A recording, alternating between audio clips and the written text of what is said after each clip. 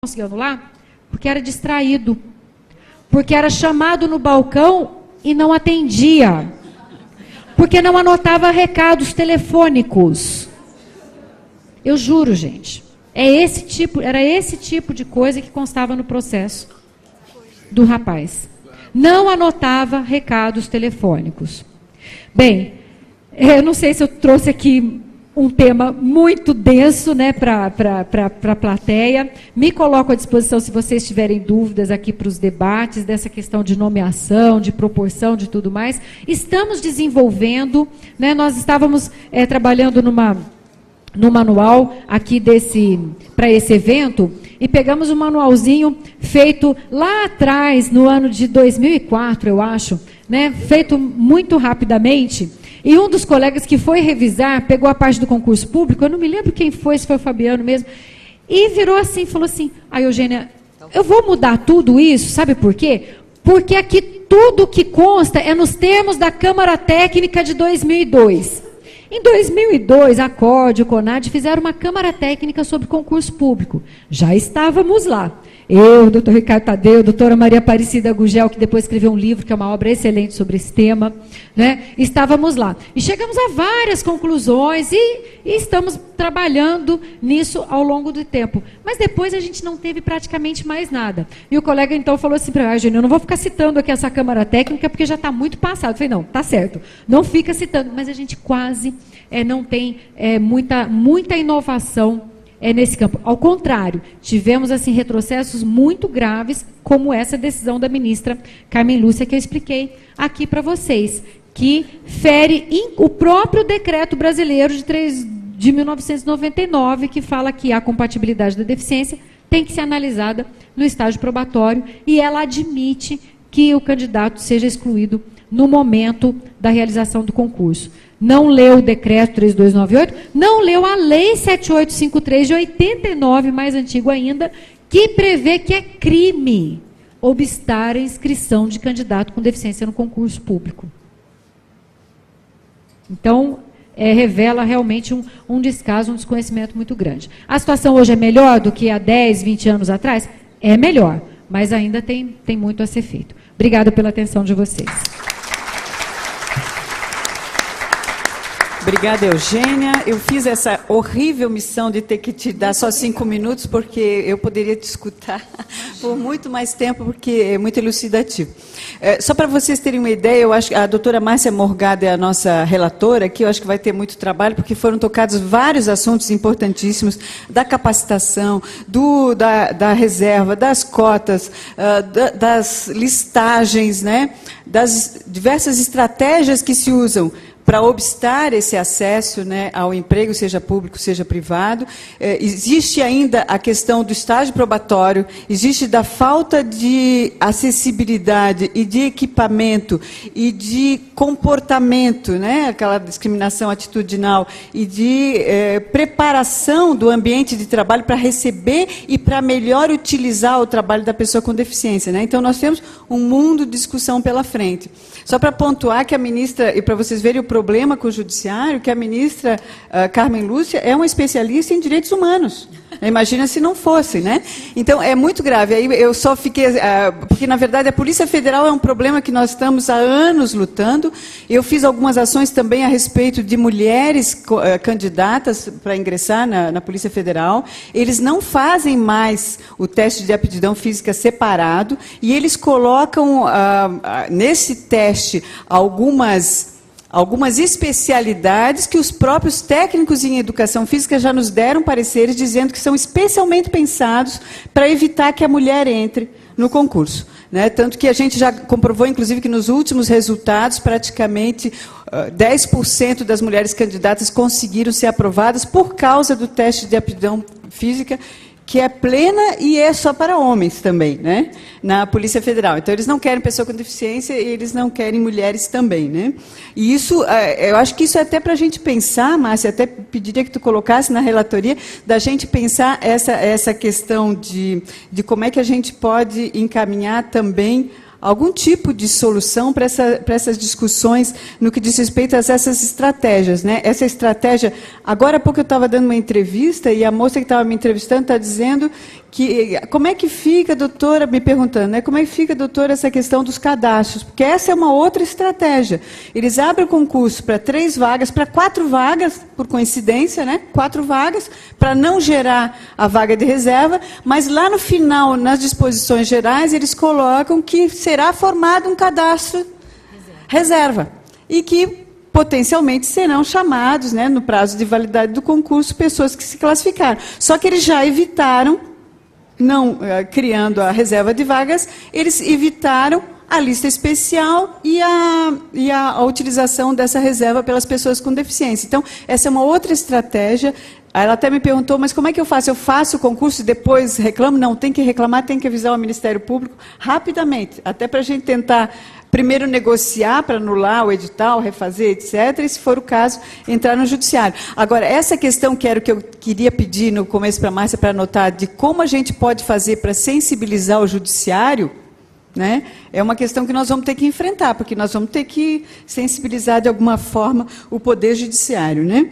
Bom, eu já vou começar com as inscrições à plateia, né? Eu já tive até uma primeira inscrição. Nós vamos dar meia hora de debates agora, né? Eu gostaria de pedir para quem for falar que fosse o mais objetivo possível, para dar tempo para todo mundo que, porventura, queira se pronunciar. O senhor que é o primeiro? Você que vai fazer a tradução? Eu gostaria de conversar com a senhora um pouco, doutora Faveiro, sobre 3 questões. Primeiro, sobre a Lei Geral dos Concursos Públicos. Nós sabemos que tem um projeto de lei tramitando no Congresso, inclusive o Movimento Cidade para Todos enviou umas sugestões num evento que houve lá sobre essa questão, porque o que a gente percebe é que o projeto de lei dos concursos públicos vem contemplando pouco a questão da pessoa com deficiência, em especial com deficiência visual. Ainda trata da reserva de vaga, mas, por exemplo, as nossas sugestões foram mais referentes à acessibilidade nas provas, porque o grande problema é mesmo a acessibilidade. Então, a pergunta que eu lhe faço é a seguinte: qual é a possibilidade do GT intermediar também nessa discussão junto ao Congresso em relação a esse projeto de lei geral dos concursos públicos, cuja intenção é a aprovação agora no primeiro semestre? E uma outra pergunta ainda nesse mesmo sentido é em relação ao projeto do senador Paim, em relação a essa questão da aptidão, né? O teste admissional, porque existe um projeto também para que isso seja suprimido, para que a gente tenha realmente no estágio probatório essa avaliação, e o projeto de lei está tramitando, mas eu vejo como necessária a intervenção de especialistas, seja na área técnica ou jurista, em relação a esses grupos lá do Congresso Nacional, porque se não houver essa intervenção, o que a gente vê é o surgimento de leis, decretos e uma série de legislação que não contemplam as necessidades específicas, principalmente na parte técnica, de acessibilidade, enfim, não nos assegura, essa legislação não prevê, em geral, todas essas questões. Então, eu acho que a gente tem que procurar esse intermédio no Congresso Nacional em relação a essas 2 questões. E o terceiro e último ponto é em relação ao decreto 7133 de 2010, que é o decreto de avaliação de desempenho do servidor público federal do Poder Executivo. Esse decreto, por ser do ano de 2010, entrou em vigor pós-convenção, que foi promulgada em 2009. E o que a gente percebe é que ele não prevê absolutamente nada em relação à acessibilidade como requisito do cumprimento de metas, porque ele prevê metas individuais, intermediárias e globais para que o servidor exerça, né, execute ao longo de um ano, mas ele não prevê a possibilidade, enfim, de alguma situação que envolva o vínculo entre essas metas e a acessibilidade. E aí a gente cai de novo nessa discussão. É uma questão, primeiro, que o decreto veio depois da convenção, da promulgação da convenção, e não tem esse tipo de previsão. E aí nós levamos, eu e um um colega com deficiência visual. Levamos isso ao Conselho Nacional da Pessoa com Deficiência.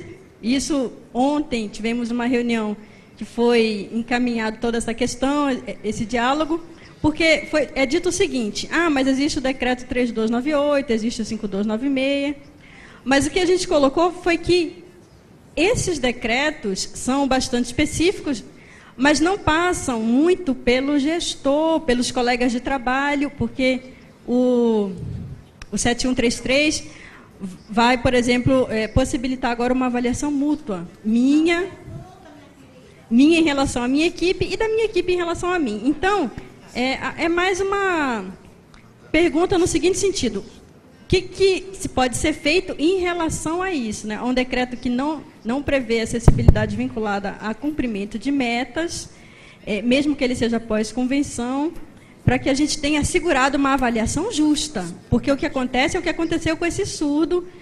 A gente não tem acessibilidade plena nos órgãos, principalmente do Serviço Público Federal, e agora a gente podendo ser avaliado por colegas, a gente corre sério risco de problemas nessa avaliação. Obrigada.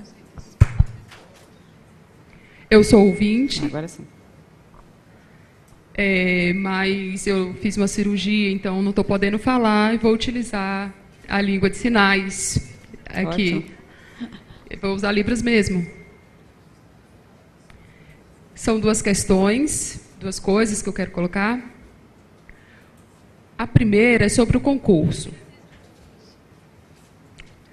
Os surdos, por exemplo, principalmente os surdos, né, que geralmente fazem concurso, vão lá fazer a prova, na hora de fazer a prova, vou fazer a prova, mas espera aí, como assim?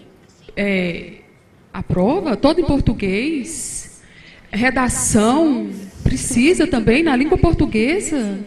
Nossa, parece o quê? Não tenho condições de competir, fazer um concurso na língua portuguesa, assim como os demais. A pessoa que é cega pode utilizar, né? A pessoa de cadeira de rodas também pode utilizar do português, é a língua dessas pessoas. Mas o surdo é a Libras, a língua do surdo é a língua de sinais, a Libras. E tem uma diferença muito grande entre o português e a língua de sinais. E gostaria que pensasse nessa questão, né, do surdo, como fazer uma redação na língua portuguesa. Será que é possível uma adaptação, por exemplo? Né, eu sou surdo e aí eu venho fazer uma prova e essa prova está na língua de sinais, isso me motiva, está falando a minha língua, se comunica comigo. Outra coisa também, eu já falei a primeira, agora vou falar a segunda, que tem um pai de um surdo que está presente aqui, e está muito ansioso, angustiado também, porque o filho dele é surdo, está aqui, vê essa dificuldade no concurso, faz provas e não tem um resultado. E voltando para uma outra questão, a última questão, no trabalho também, eu vejo constantemente e percebo que,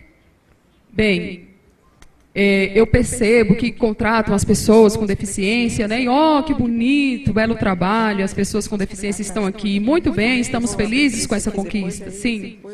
Mas o tempo dessa pessoa na empresa, a pessoa com deficiência fica um pouco tempo nessa empresa e acaba logo sendo demitido.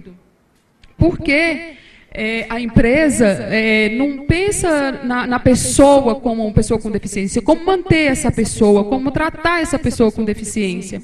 Então, gostaria também de perguntar nessa questão. Por exemplo, no trabalho,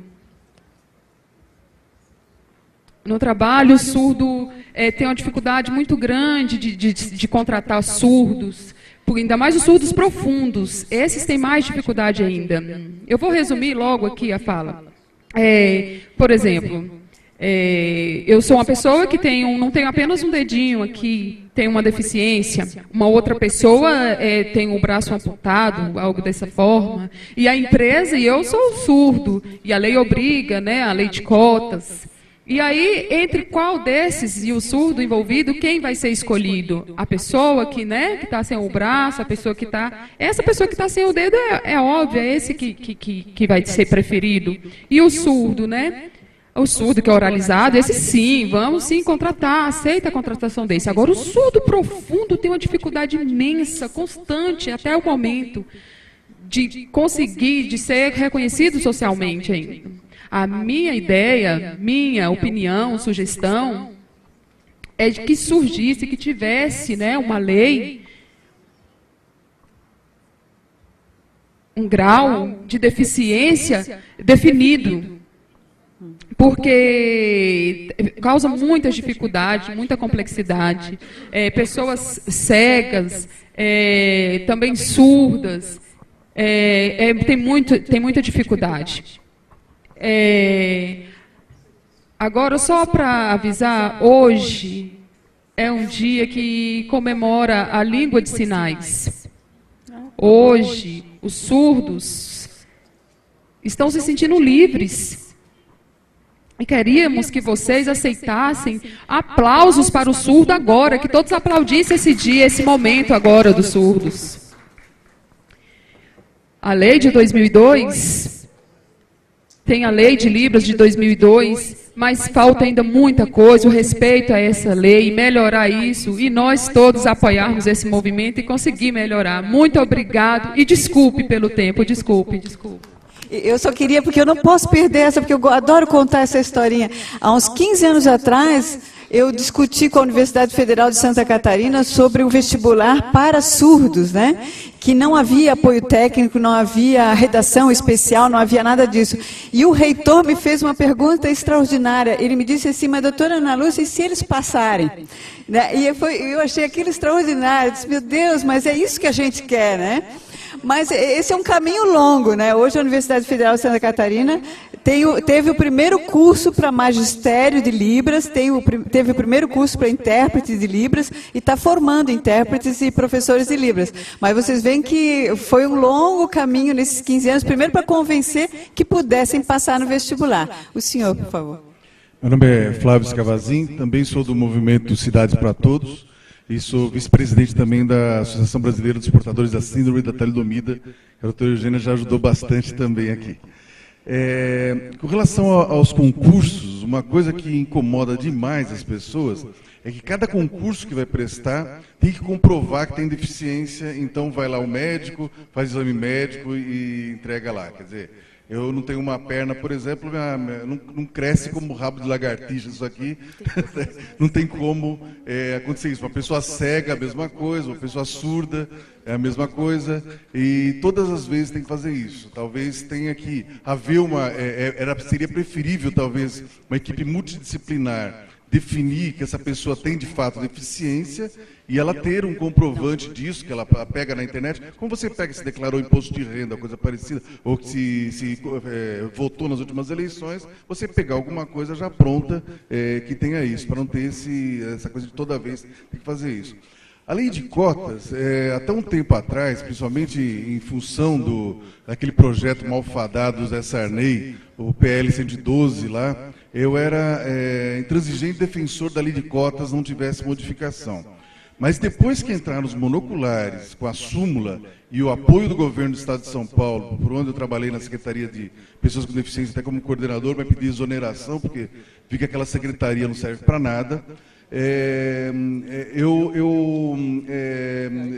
cheguei à conclusão que há necessidade realmente de mudar a lei de cotas, né? A lei de cotas, pelo menos a avaliação dela, talvez com uma pontuação das deficiências, num critério semelhante ao que existe na lei 7070 da talidomida. Critério de deambulação, de higiene pessoal, de comunicação, enfim, coisas que pudessem ter uma pontuação e você, tanto no setor público quanto no setor privado, você colocar, nem que seja assim, sei lá, um cego vale 5 vagas em relação ao monocular, alguma coisa do gênero, ou você contratar para aquele concurso a partir de tais pontuações, enfim, tem alguma coisa assim. Porque senão é isso que até o surdo estava falando, quer dizer, entre uma pessoa que não tem um dedo, a pessoa que tem uma surdez profunda, ou monocular, e um cego, as pessoas vão preferir evidentemente o que é mais fácil. Teve um evento da Fiesp, embora esse assunto seja agora da parte da tarde, na parte de contratação, mas um evento da Fiesp que eu estive